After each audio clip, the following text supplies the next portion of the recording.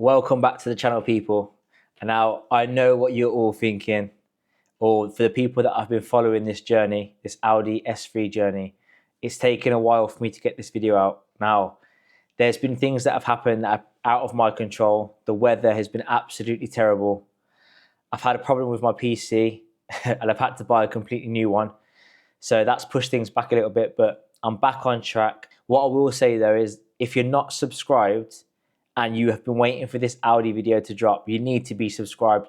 That's going to give me that push to actually get more videos out on a weekly or bi-weekly basis. Because at the minute I've got other commitments. I work full time. I've got 2 small children, and it takes up a lot of my time to do this stuff, to not just fix the cars, but to edit all the videos. It takes a while. So if you're not subscribed, it's absolutely free to subscribe. There's no reason why you shouldn't be subscribed to my channel if you're watching this video. It doesn't make any sense. So make sure you hit the thumbs up button and hit the subscribe button. And yeah, let's get into this. Right, where do I start on this Audi S3? So I bought this vehicle in a Copart salvage auction. It was listed as a category S and it was listed does not run. Now, that's a bit of a gamble, but due to experience, I know when a vehicle's had a smash like this and all the airbags have deployed inside the vehicle, it's highly likely that the pyro fuse is blown. And for those who don't know, the pyrotechnics fuse is part of the SRS system, which is either the supplementary or safety restraint system of a vehicle. So just so everyone's on track here, this is a better explanation. So on a vehicle, you're going to have crash sensors around the car. Now these will detect any impact. Then they'll send the signal to the SRS module. The SRS module will then send a signal to the ECU, telling the ECU where an impact has occurred. Then the ECU will explode airbags in particular areas in correlation to where the impact is. And seatbelts will also explode and they will tighten to protect the occupant. Now, the purpose of the pyro fuse is obviously to cut electricity to major components, and it will prevent electrical fires, stop short circuits, and also protect the occupants and responders, aiding to them people inside that vehicle. So all in all, this fuse is a little lifesaver. Not only does it protect the car, but it also protects the occupants inside the vehicle and any responders aiding to the people inside the car. So I hope that clears up things for you guys. That was my outlook on it, and that's why I was bidding on the vehicle. I didn't go and view the car. The car was in Glasgow, so I just bidded on it blind basically. I got a bit carried away on the auction, and I think I've paid way too much money for this car. So anyway, it's home. It's been home for a while, and I haven't managed to start the vehicle. So on 95% of cars that I've worked on, the pyro fuse comes off the positive terminal of the battery. But this doesn't look like any pyro fuse I've ever seen before. Normally, a pyro fuse has an SRS or airbag connector in the center of it, and that's what trips the pyro fuse in the event of a crash. So what I'm going to do is I'm going to do a continuity check across the fuse to see if it's blown or not. So that means that's not blown. Is that a good thing or a bad thing? Now I'm starting to worry. I spoke to somebody from the airbag team. They said to me, change every airbag that's deployed inside the vehicle and change the seat belts. You should be able to then reset the airbag light and it should start. So I've done exactly that. I've replaced every airbag that's deployed inside this vehicle. I've replaced all 4 seat belts that locked out. And still,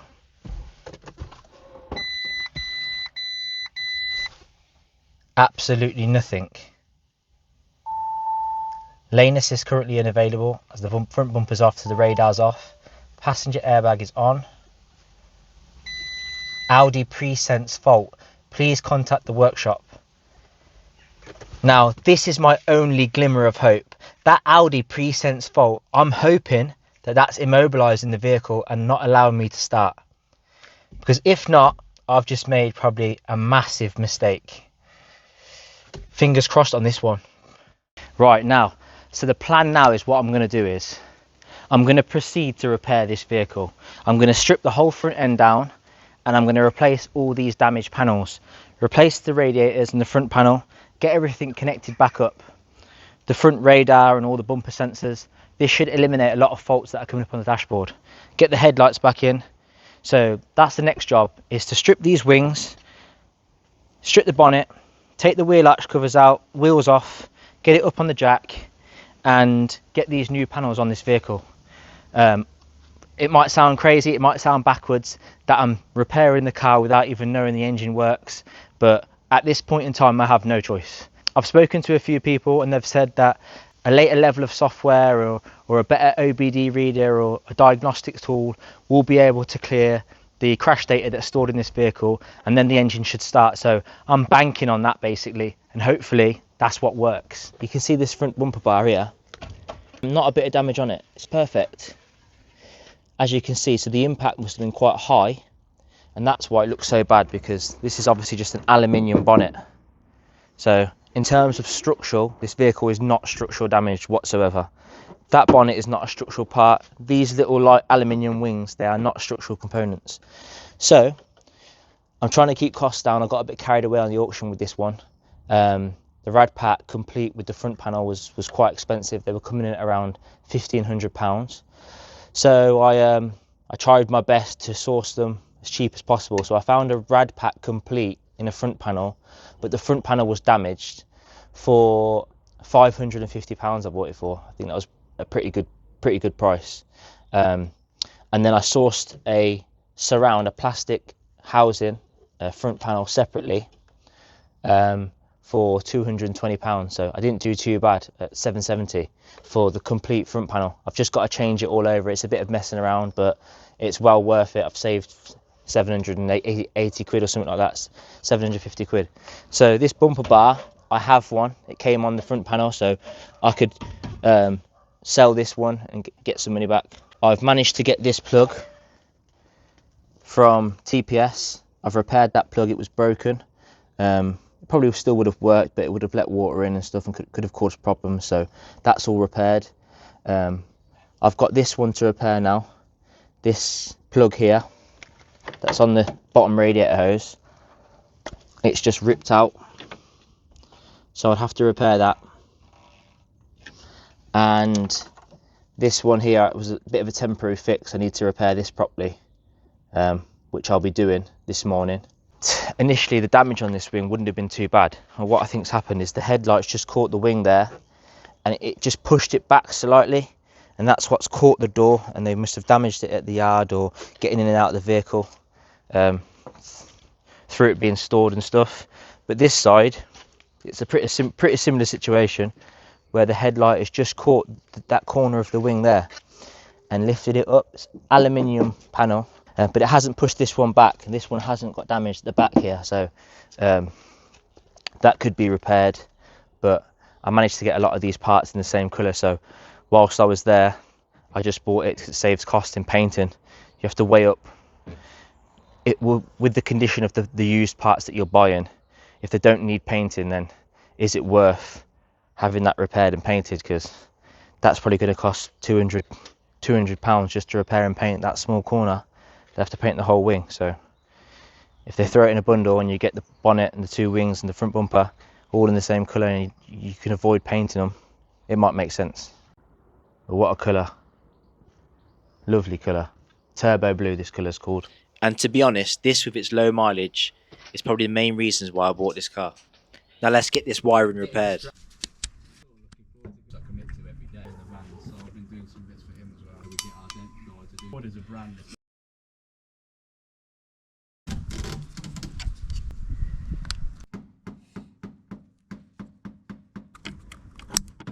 Luckily, the other front panel that I bought had spare crash sensors on them, so I had extra wiring and extra connections.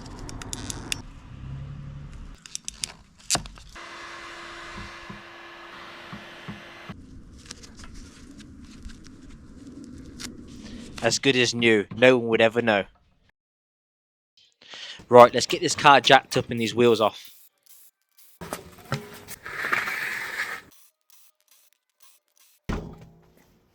This wheel arch is predominantly held in with T25 torque screws, like a lot of VW Audis.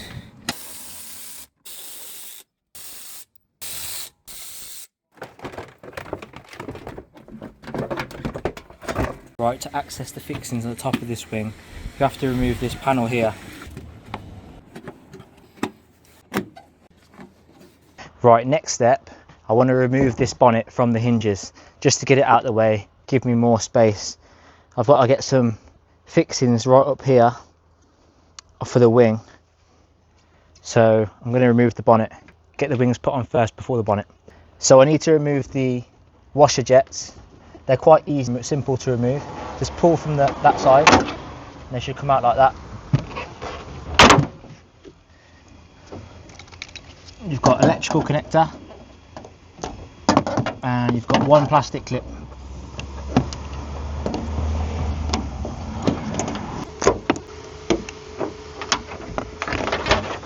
Then we just pull it through here.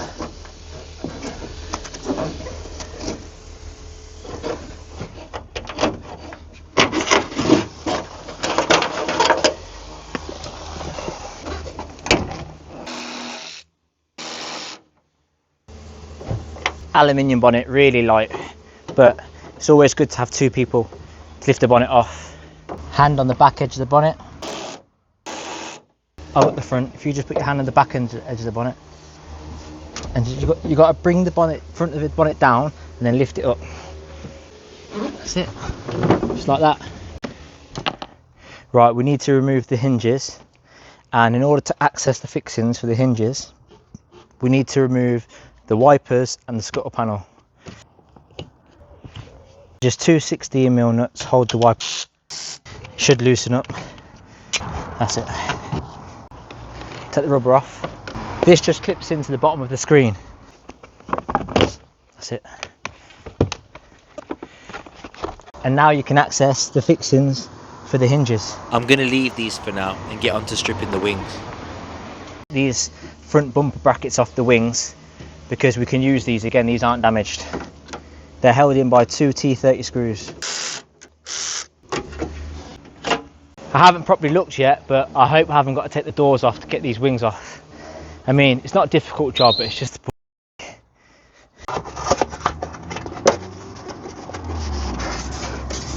the screws come through this side, winner. And then these screws, they're going to be all the same. They're all T30 bolts. They're all painted, so you know where they're going to go. 3 along the top. Got 2 down here. We've got 2 down here at the bottom of the wing where it meets the sill. And then we've got 3 that run up the back side of the wing.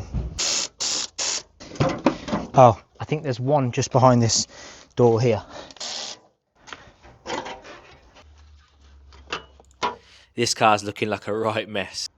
Let's get these hinges changed. I've managed to get all the panels that I need in the same colour. I paid a bit more for them, but it'd be worth it. It means I haven't got to take them back off. I haven't got to paint the underside of the bonnet. I haven't got to paint the wings at all. So I think that I'll save money in that side of things. So I'm going to change the hinges. They're 213mm. I'm going to try and put these hinges back where they originally were using these witness marks.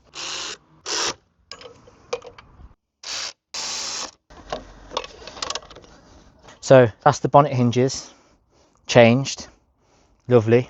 What I'm going to do now is I'm going to take what's left of this front panel off with this bumper bar and replace it.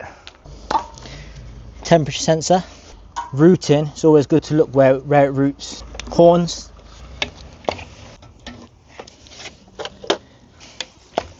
I think this got to come off. And now we can remove this bar, bumper beam.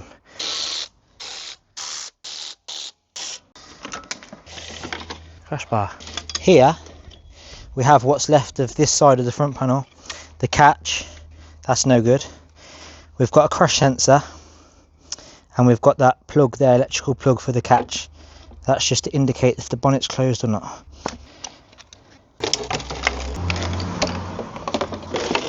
This thing's really broken down here on the bottom. It looks alright. Under tray looks fine. Little mark there, little scuff on the corner there, but it's good to go, that is. It's got to look worse before it looks better. Right, I know it looks like there's absolutely loads of front panels here and loads of radiator parts, but there's method to this madness.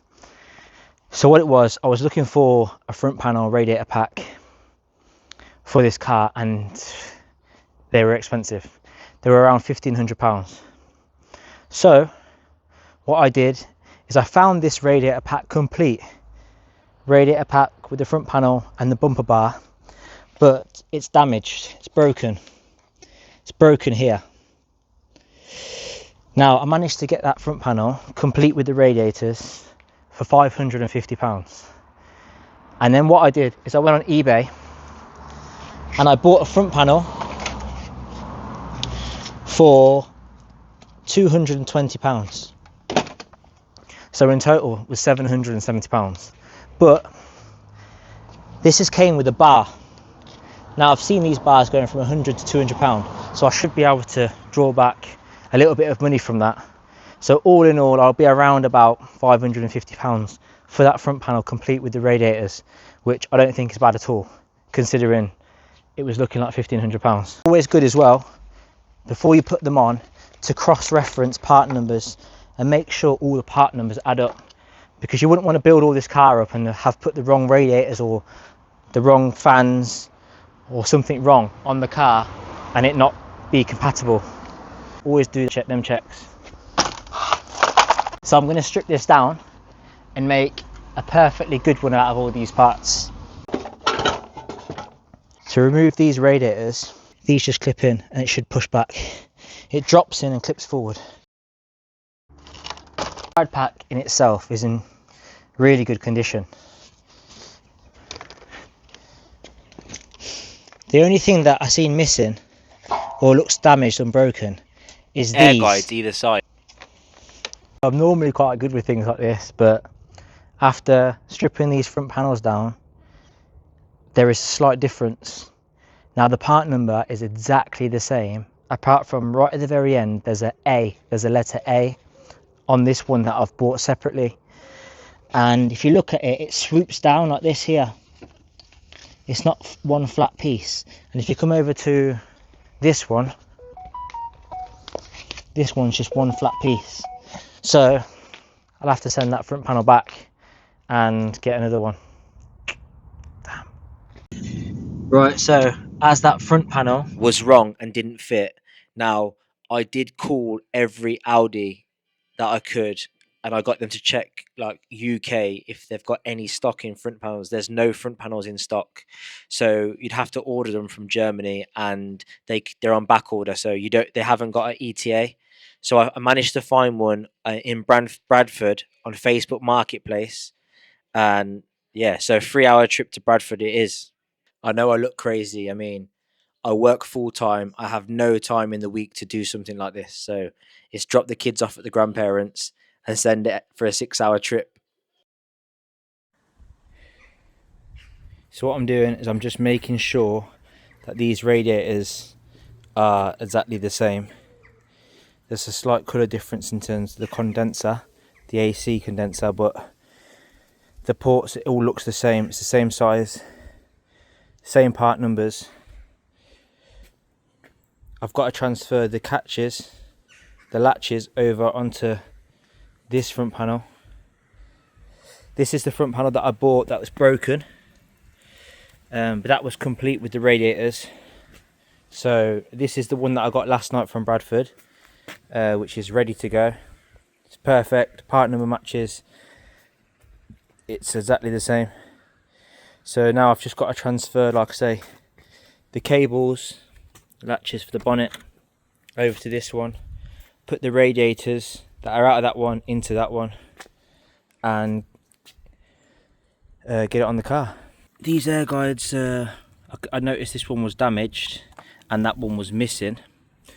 I had a look on eBay and they were about £35 each, but I contacted TPS in Coventry and I managed to get them for £16 each, brand new. And after that's all built up, I'm just going to hang this on the car and line it all up. Again, I'm putting these bolts in exactly the same place they were from factory.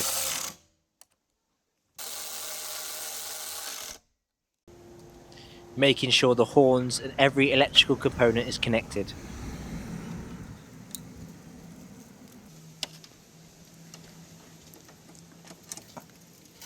AC pipes, making sure that the rubber O-rings are not damaged and they're fully seated and done by hand to ensure that there's no cross-threading and it nicely seals.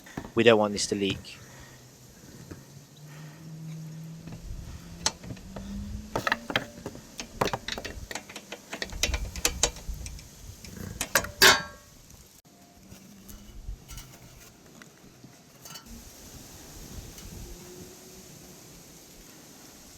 Connect and secure both turbo intercooler pipes.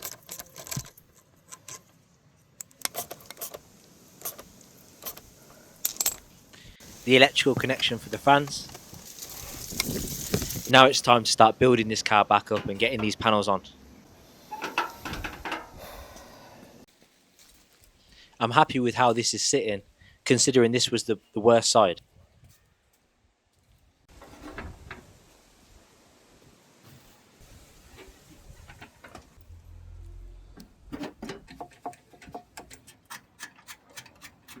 Now it's time to drop on the bonnet and get this all lined up.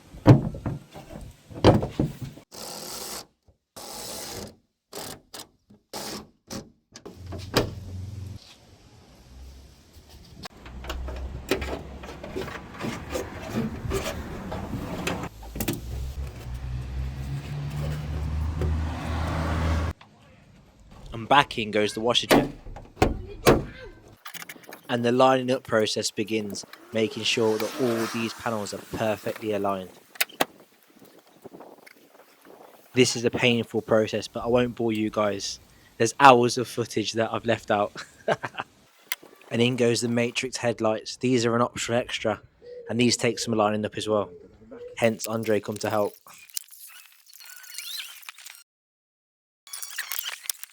Okay. Yeah. Just like that. And I'm going to just change the neck and sell this back on eBay. The actual washer bottle itself is fine. It's just here. It's not even badly damaged, it's just this top's broke. You can get this separately. Yeah.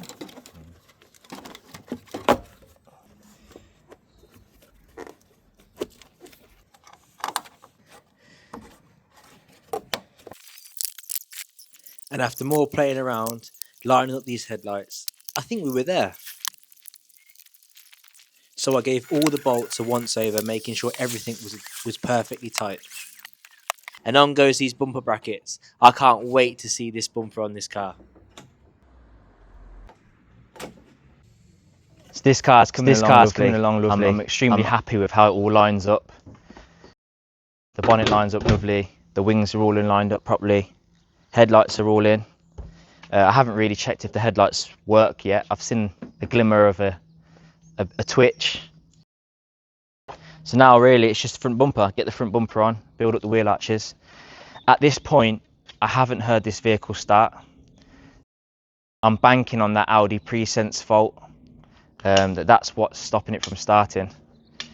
So I've just carried on building because obviously I haven't got much time. I work full time, so I'm going to get this all finished, all built up, and then hopefully get someone with some latest diagnostic equipment that can clear that fault and the vehicle will start. That will be the perfect scenario. But there is a chance that this engine is finished. There is a chance that this engine is damaged. But I'm being hopeful. I'm hoping that it isn't. Look at the lines on this.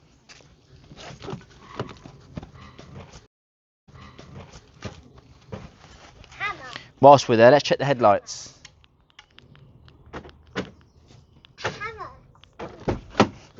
Let's check the headlights.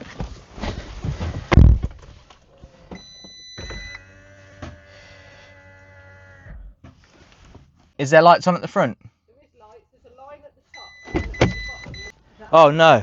What? There's only one side. Ah, it's not connected.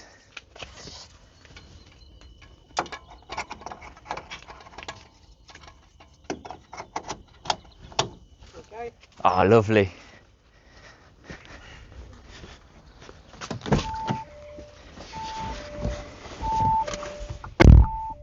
Indicators work? Yeah, well that one does. So this bumper's complete.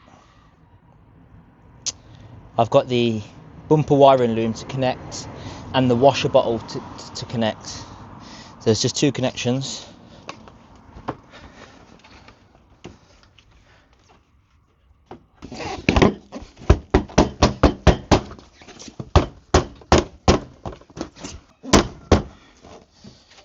Is there meant to be a bracket under there?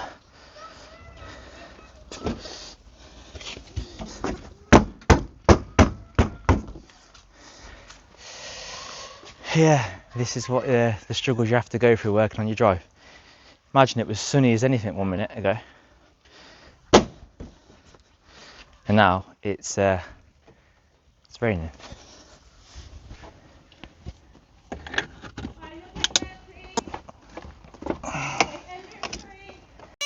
There's just 3 fixings along the top, and then the top finisher to go on.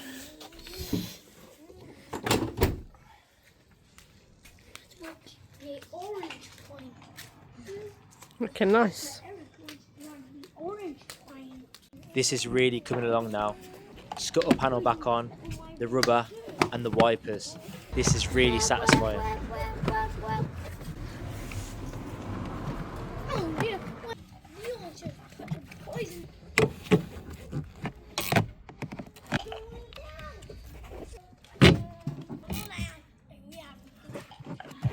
Now this battery's staying in.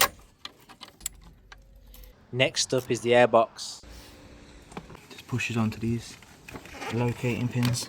The 3 screws at the top securing the bumper to the front panel. The slam panel cover with the bonnet release. The engine cover. And now for both top wing covers. Both front windscreen mouldings, these just clip in. Securing the bumpers at the sides to the wings, and then installing the arch liners and the mud flaps.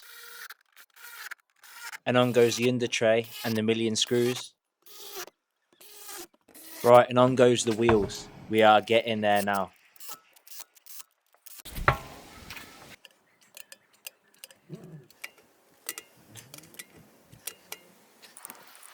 And lastly, the wheel bolt caps, and they're done. Right, so where we're at now with this Audi S3, I'm happy with how things have progressed in terms of fixing the damaged parts of the car. Obviously all the interior is completely replaced and completely fixed. Everything looks good on the inside.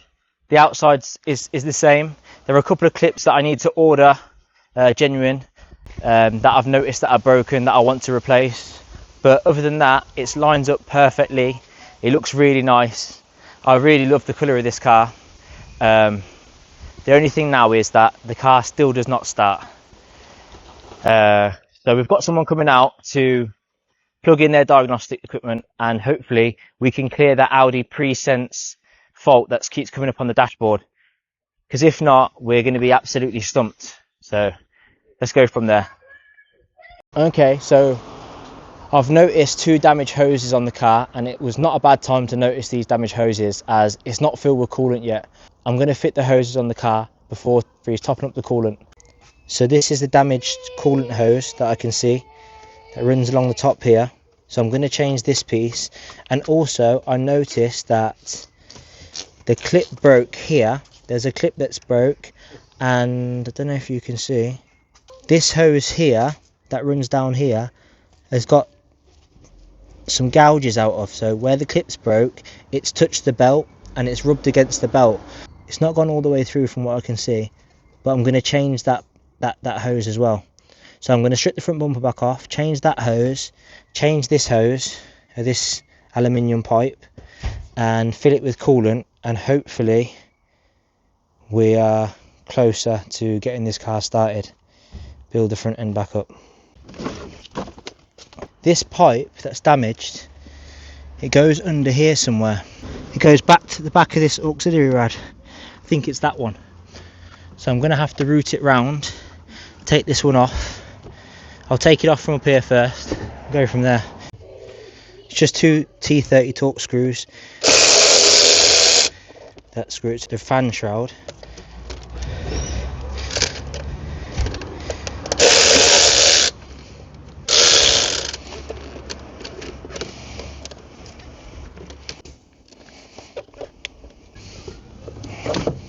So there's a clip here, if you can see, the 2 hoses are clipped. Yeah, I managed to unclip the clip, so I just need to clip it off the top of this now. There you go. So this is the damage I'm on about.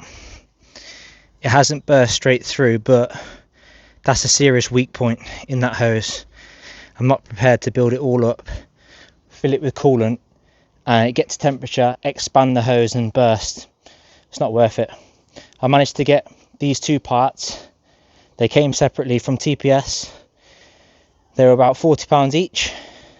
Genuine Volkswagen Audi parts. The clip that holds this to the chassis leg, that's why it's damaged in the first place, because the clip broke. That clips came on this part. So I managed to get these 2 hoses for £80, which I didn't think was bad. This is the replacement pipe for that crushed pipe there. You can see the crush in it, and that one there is lovely. I don't believe it's pierced it, but like I say, it doesn't look very nice. I think you can see that if you have a good look round. So I've changed that part, and also that part, and there's that clip. See that line on there on that pipe? That's a timing mark. That's to line up with that other line. So that's to go like that, as straight as possible. Can feel it starting to rain, so time is against me here.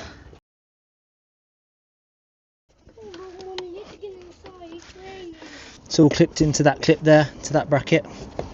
Just holds them 2 pipes, so it just clips into this engine mount, to the side of this engine mount here. That's it.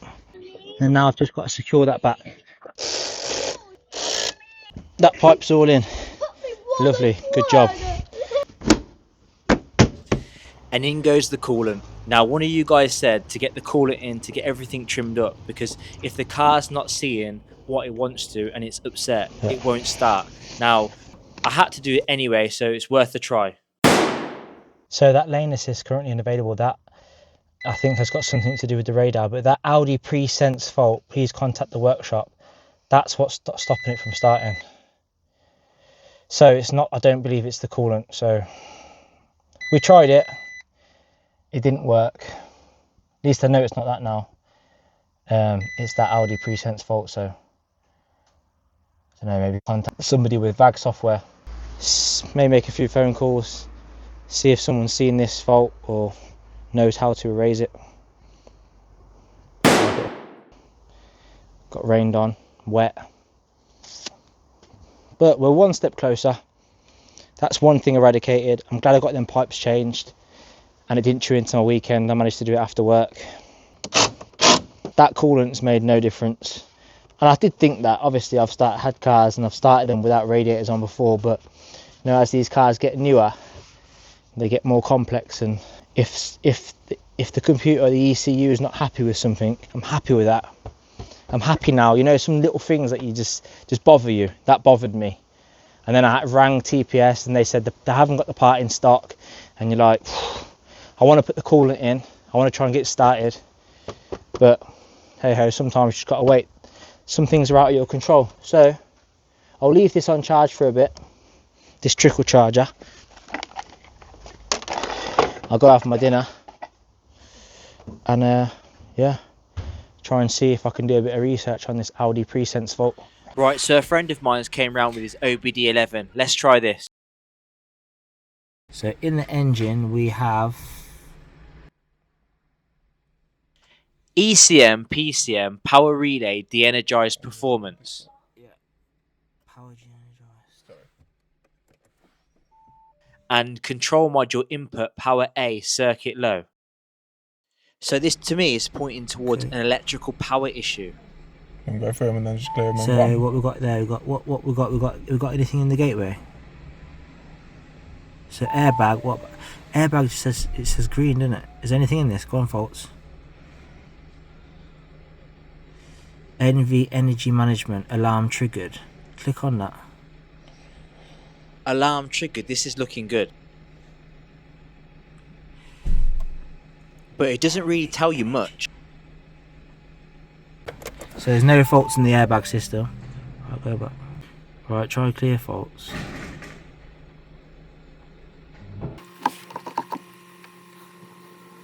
So of the 7 faults, 4 cleared. There's 3 faults left. I think we're getting closer. So in the engine faults, there's only 1 left, and it's that ECM PCM power relay de-energized performance. There's 1 fault in the central electrics for the rear brake lamp, which is an intermittent fault, so I'm not worried about that. And in the gateway, there's 1 fault, NV energy management. I'm not too sure about this one.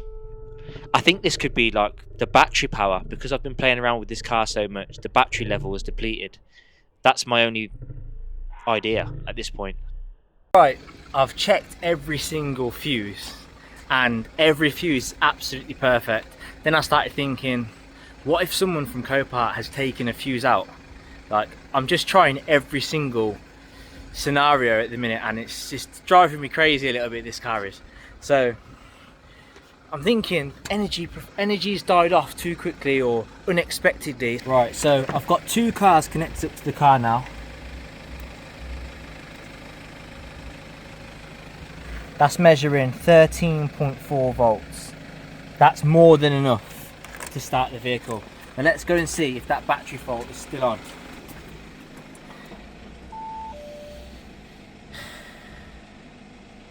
Everything's off the dashboard apart from 1 engine management light. The battery fault's not come up, so the battery power's good. What is going on here with this car? I feel like someone's playing with me. I don't know what else to try. I can just keep looking. I've got the Audi booklet here.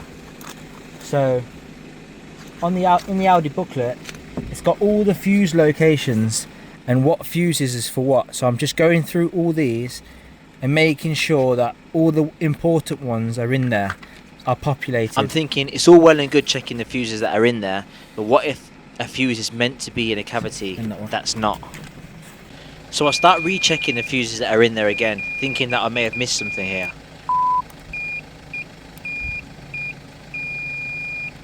Oh, look at this. There's a bit of grease here. It looks like that's meant to be populated. You see, there's a bit of grease there. You see how this one here is bone dry? Have you got a relay in your car? Yep. Let's have a look.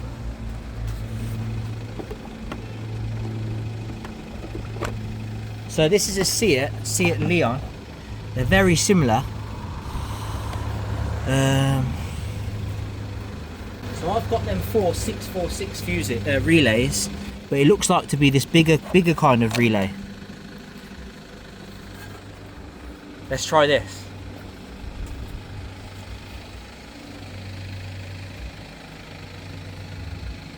Hoping I don't blow anything up.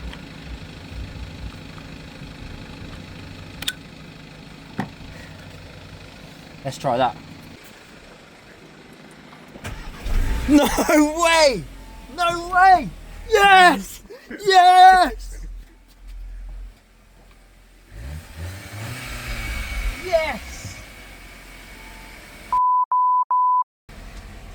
What a mission. Engine management light's gone off. I need fuel. I need to get driving this bad boy. Buzzing. Absolutely buzzing. As if someone's took a relay out of there. What a minefield. What an absolute minefield. Someone's removed the relay from the fuse box. Sent me chasing my tail. Days I've been pulling my hair out. I went on holiday, I couldn't sleep.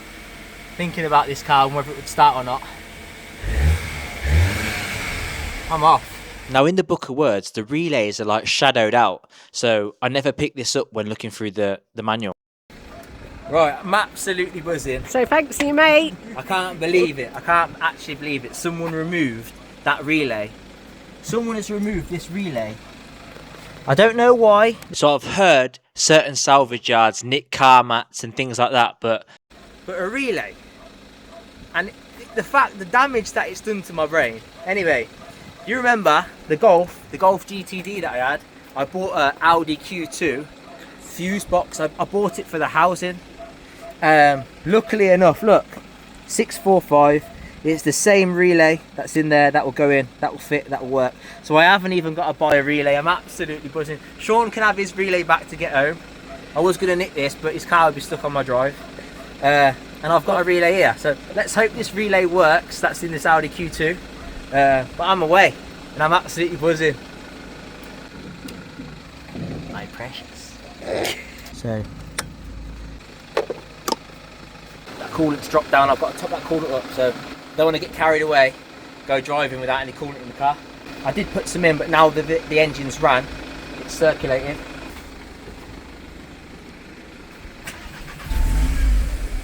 We know the car starts, and I'm over the moon. Had me worried there for a minute. And thanks to Sean as well. Thanks for Sean. What a big help. God, he's been here a few hours. What I've gave Sean, the knowledge I've gave Sean is priceless. You'll know now, check his relays.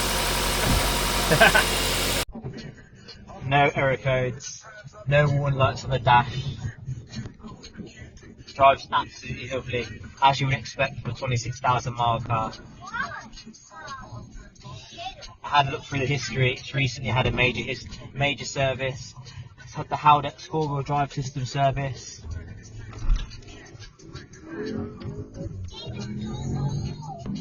It's had the brake service, so it's had brake fluid changed recently. Full service, engine oil, filter, etc. Yeah, really happy. So I took the car to a local garage to have the AC done and an MOT, ready for the new owner.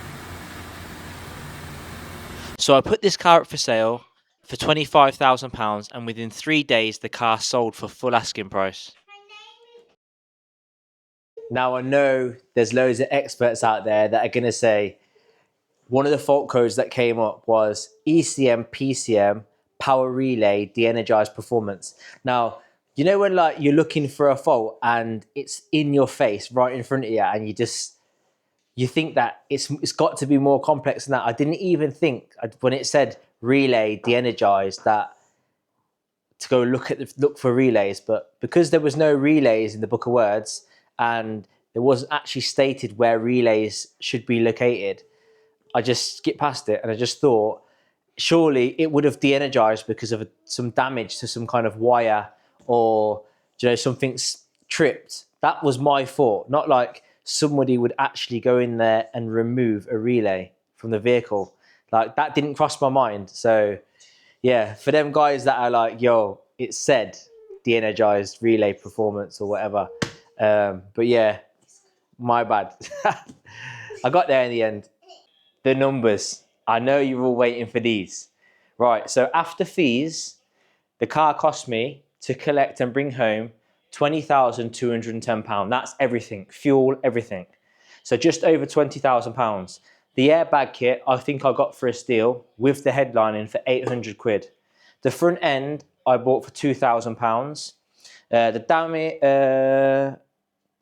damaged front panel that I bought, £550.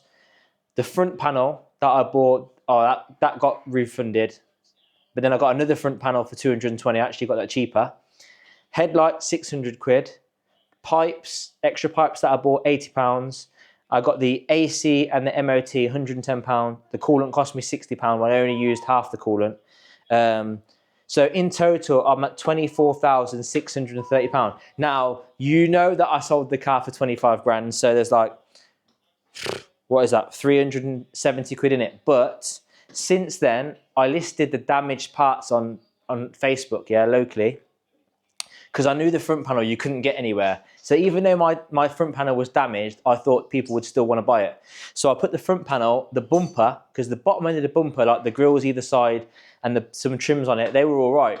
So I put the bumper, the front panel, and the bumper beam and the washer bottle on Facebook, and it sold for £400. Also, the harness, the bumper harness, sold for £100, and the radar sold for £100. So I got £600 back. So I am about just under £1,000 profit, which I don't think was bad. Obviously, there was a lot of work involved in that car, but it was a learning curve, and it was enjoyable. And I hope you guys enjoyed it. So if you did, and you liked the video, don't forget to hit the like button, and don't forget to subscribe, because what I've got next is going to blow your socks off. Absolutely blow your socks off. So stay tuned.